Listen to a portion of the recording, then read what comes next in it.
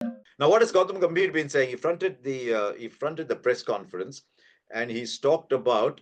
I can't talk about the future of any player. He says it's about them as well. What I can say is that they still have the hunger, they have the passion, and whatever they plan will be for the best interests of Indian cricket.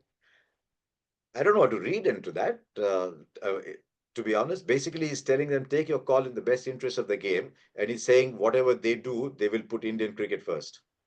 Is that what you read in That- it? yeah, pretty much that. He is. He wants them to take the decision as to what they feel is best. I'm sure they must have had a conversation, and there's no doubt at all. Gautam Gambhir is a very different personality than Rahul Dravid. Rahul Dravid is a bit of a sponge. He'll take it in. He'll talk to people. He'll take it in. Gautam is a little more emotional, I think. So it'll be very interesting. But as DK said, the four key people in the future of Indian cricket at the moment are Rohit Sharma and Virat Kohli, Gautam Gambhir, and suddenly from being one of us in the broadcasting box, it will be Ajit Agarkar.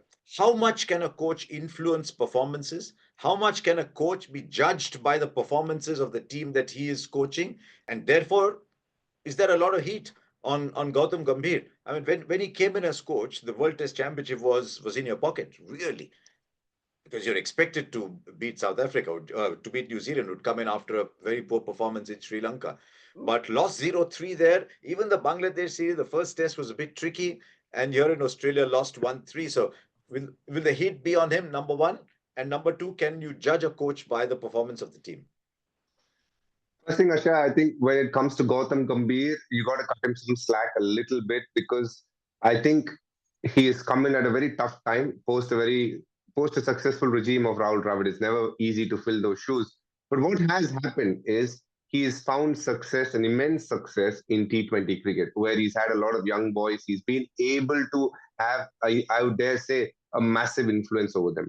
But win Test cricket, he has had the going very hard. Yes, the Bangladesh series was a success, and I think post that things have just gone downhill for him.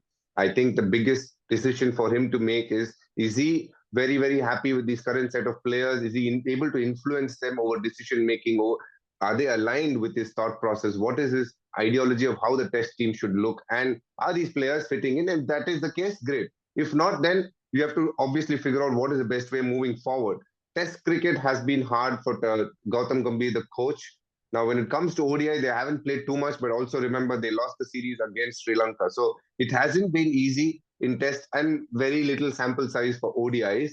But yes, I think he has walked into big shoes. The pressure is mounting. Now, the second part of your question, how much can coach influence a team? If you're taking the success of the T20 team doing well, then you have to find a way to take the losses that the Test team has encountered. But you can't just purely completely fault Gautam Gambhir. I think all he can do is give them freedom, give them the security that they want in the dressing room, and try and keep a very nice, safe haven sort of place in the dressing room. And that's about it. After that, when the player walks out, he's there in the middle. He's got to find a way to counter his demons and do whatever the opposition questions are to answer it nicely. But for the moment, the going has not been that easy in the last couple of months for Gautam Gambhir.